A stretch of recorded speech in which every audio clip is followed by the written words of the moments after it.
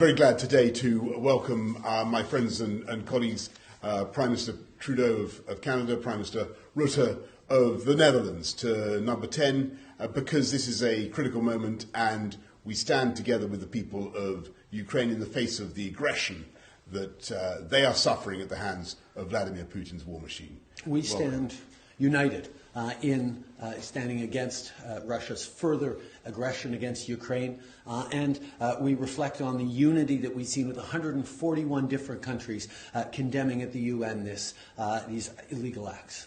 And we are also working closely together to coordinate humanitarian assistance, defensive military support, and of course a very strong sanctions package. And if more is necessary, we will do more.